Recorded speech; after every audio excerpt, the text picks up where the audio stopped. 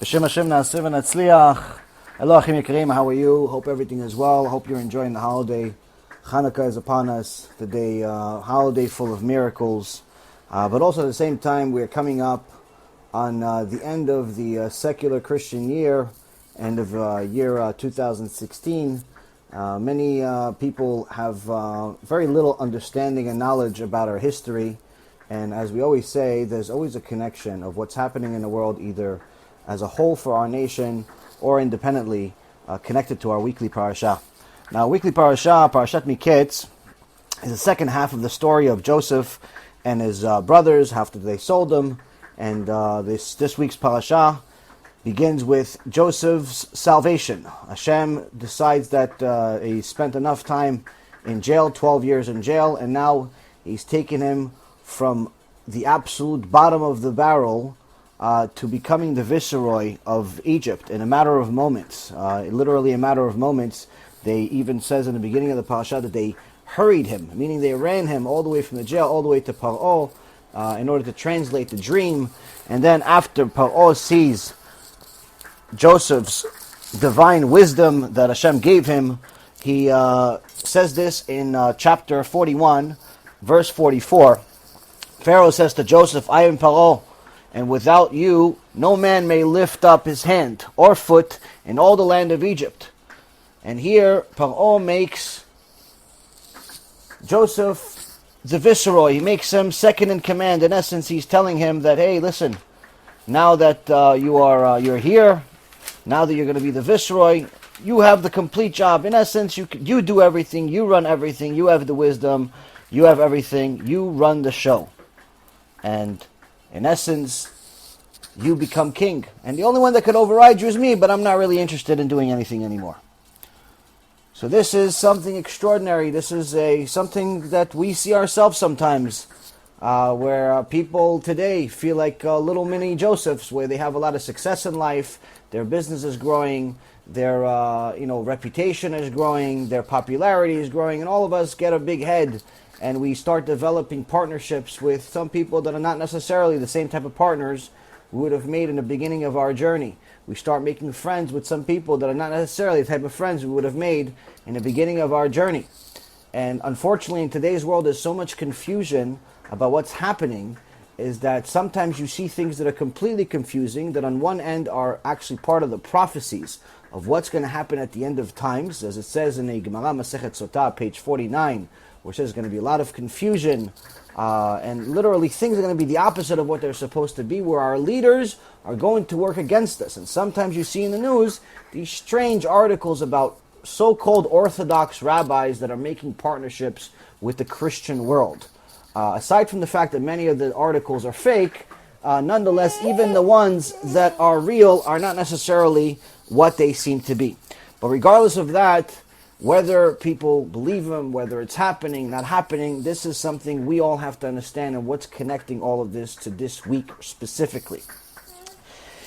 In the next short while, we're going to go to the book of Exodus. And the book of Exodus begins with Parashat Shmot. Parashat Shmot is the beginning of our slavery. And we see in the beginning of Parashat Shmot, chapter 1, verse 8. And it says, Vayakam melech hadash al Mitzrayim asher lo yada et Yosef. A new king arose over Egypt who did not know Joseph. And Chazal says, what do you mean he didn't know Joseph? This is the same Joseph that built the country. When Joseph came there before he was viceroy, okay, Egypt was like, it's a nice place. It was like Florida. It was like maybe a part of New York. But after Joseph came and built it, it became, United States. It became rich, prosperous. The whole world was bound to it and paying it taxes. It was the rule of the world. How could you not remember Joseph? And as a matter of fact, the Egyptians started idolizing Joseph and wouldn't let him be buried outside of Egypt. And they actually put his tomb inside the Nile River. And they would pray to the Nile River with Joseph being inside the river. So how could this be that he forgot Joseph? And Chazal says he didn't really forget Joseph. In reality, he forgot him conveniently. It wasn't convenient for him anymore to have a relationship with this Joseph, with the history of Joseph, whether it was the same Pharaoh or a different Pharaoh, it doesn't really make a difference, because the reality is that neither one could have forgotten the same person that built the country. It's like an American, at least in previous generations, you tell them you know who George Washington was, you know who Abraham Lincoln was, you know who Thomas Jefferson was, you know even who Bill Gates was. Not that he necessarily built America, but just to give people understanding. I mean, these are people that you can't just forget. Even the most ignoramus person would know who these people are. So how could you forget the guy that built the country, put you on the map? It's not convenient to remember this relationship with the Jews anymore, because we already made our money, we already got what we want. Now, aval litchak ma'em. Let's confuse them, let's turn them into slaves before they actually overcome us, before they become too powerful with us. Let's call their country a illegal state, an occupied state, like the Machshimam, the United Nations, did this past week to the nation of Israel, to the Eretz Israel, saying that our country is illegal. So now it's not convenient for them. So what does this have to do with everything? You see, my dear brothers and sisters, our story starts thousands of years ago. And halacha that Hashem himself said, it starts already with Esav and Yaakov. And let's not be fooled. Esav and Yaakov were brothers, yes, close, born out of the same mother, born at the same time. Everything was wonderful. But in the end, halacha is Esav soneh et Yaakov. Esav hates Yaakov. Esav could only tolerate Yaakov up to a certain point. As soon as that point is reached, as soon as there's no more need, then Esav no longer needs Yaakov, and Esav can become very, very mean, very vicious. And the reason why we mention it is because this week we are about to end the secular year 2016 and 2017, and many Jews have no idea what they're about to celebrate. As a matter of fact, in many places around the world, New Year's Eve is not called New Year's Eve, but rather Sylvester. And if anyone spends even 2 minutes on the internet finding out who this Sylvester character is, they would see that if you travel back a couple of thousand years and you see the history, back in those days, Sylvester was in essence, one of the founders of Christianity, in a sense that he put it in the next level by combining Christianity with the Romans. Romans were pagans, they were idol worshippers, but they had the strength, they had the power. And Sylvester the First convinced the Roman Caesar Constantinos to, in essence, become a Christian, to follow the New Testament. But as part of that relationship also included to completely wipe out the Torah, completely wipe out the Jews, and celebrate this day on a yearly basis. And what do? Which day do they choose to celebrate? They chose the day to celebrate the day that Sylvester died.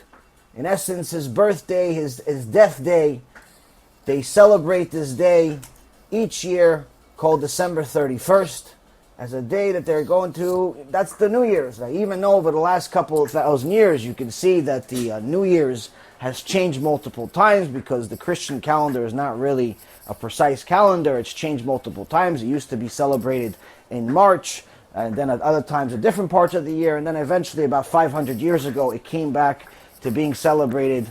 New Year's Day became January 1st once again. But nonetheless, this whole celebration of New Year's, it has a foundation that's not only from a pagan root, but also from an anti-Semitic root. The very day that Jews are celebrating, by going to Times Square, going to get drunk like fools, going to parties, celebrating, is the very same day that Sylvester used as a special holiday for him to give his people full permission to do whatever they want, including murdering tens of thousands of Jews on a regular basis each and every single year, to such an extent that during their journeys they would literally look for synagogues in different Jewish communities so they could put them all into the synagogues and burn them alive. Why are we getting so graphic with this? Because the only way we get the point. It's the only way we understand what we're about to do. You're going to drink l'chaim like it's a good day, but in reality, if you look at your great-grandparents, they will be rolling on their grave in tears if they knew that we're celebrating this today. So now, my friends, the question is this. How do we tell everyone? Some people today think that you're not allowed to be a mochiach, to be someone that rebukes people or tells them the truth. Well, as a matter of fact, if you tell every Jew, even if they're the most secular person on earth, are you allowed to eat pig? Every single Jew, even the one that's eating it, will tell you I'm not allowed to eat pig.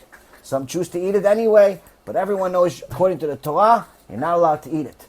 Well, just like not eating pig is a mitzvah in the Torah, it's one of the 613 mitzvot, there's also another mitzvah that's in the book of Leviticus, Parashat Kedoshim, chapter 19,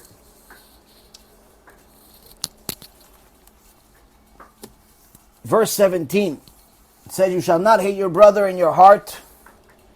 You shall reprove your fellow and do not bear a sin because of him. לא תשנא את אחיך בלבביך, הוכח תוכיח את עמיתך ולא תישא עליו חטא. It says, first and foremost, don't hate your brother in your heart. Keeping the truth away from him is hating him in your heart. Because sometimes you say, listen, maybe he doesn't deserve to know the truth.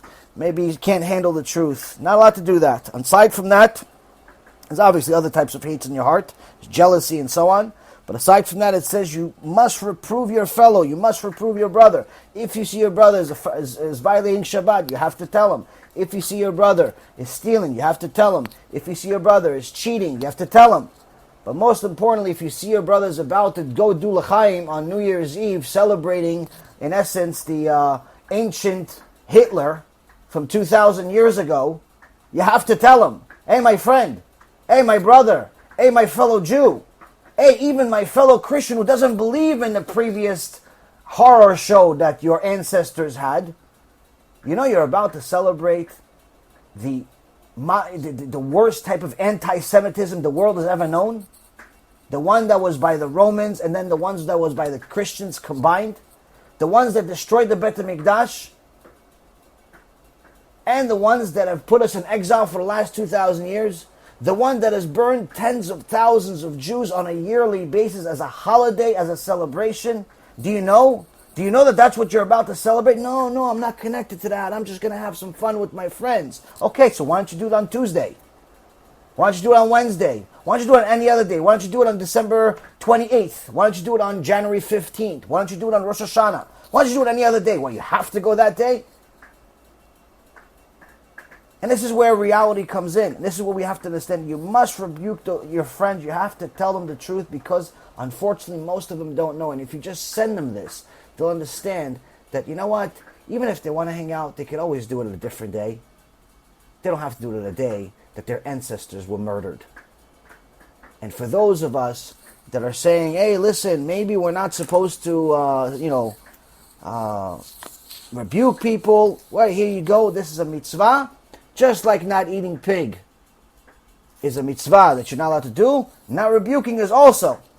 You must rebuke. It's one of the 613 mitzvot. There's no other way. This is not this is not my creation. Hashem didn't ask me for permission of whether to write this or not. This is a mitzvah in the Torah. And just to give you an idea of what happened when you don't do it, then you just go to Parashat Balak, the book of Numbers, Bamidbar. And you go to the Parashat Balak, which is the time where Am Yisrael unfortunately sinned with immodesty. Immodest women, they went with the immodest goyot and they let them into the camp. And we all know the story of what happens there. And Hashem tells Moshe in chapter 25, verse 4, Vayomer Adonai el Moshe, Kach et kol rashi ha'am ve'oka otam. Hashem says to Moses, take all the leaders of the people and hang them before Hashem against the sun. Why is he taking the leaders? All the people sinned. Did anybody ever ask this question? Why is Hashem telling Moshe, go hang the leaders? He's not. The people are sinning. There's thousands of people that are sinning. Why don't you tell, go kill the people, go punish the people, go do something to the people? He goes, no. Hashem says, go take the leaders. Hang them first. Then we'll deal with the people. Why? Because the leaders knew the truth. And they didn't rebuke They didn't fulfill the mitzvah, vocheach tochiach et amitecha. And as it says in the Gemara Masechet Shabbat, page 54, a person who does not rebuke his brother or sister, his fellow, when he knows the truth, takes the sin upon himself. Meaning, you see somebody violating Shabbat, you don't tell him you're not allowed to violate Shabbat, you become officially a mechalel Shabbat, even if you keep in Shabbat lemehadrin. You see a woman that's not modest, you don't tell her, you don't tell your girlfriend. This is obviously for women to do, not for men. Men can't go to other women and tell them they're not modest unless their wife is next to them and they can do something in a modest way. But most importantly, a woman to another woman sees a friend, you're not modest, you don't do it, you in Shamayim will be judged as a not modest woman, Hashem Yirachem. And here we know that our brothers and sisters are about to make a giant sin of Chilul Hashem, a giant sin of Chilul Hashem, of celebrating Hitler. Celebrating Hitler's birthday, Hitler with just a different name. His name is Sylvester. Celebrating his birthday with L'chaim and go and this and that and all this stupidity because we don't know. So be a good leader. You don't have to be a leader of hundreds or thousands or millions. You could be a leader of two. You and your wife. You and your friend. You and your child. We don't all have to be Moshe Rabbeinu. But if you know a little bit of information, you know a little bit of truth, please share it. Our nation, our history, and our future depends on it.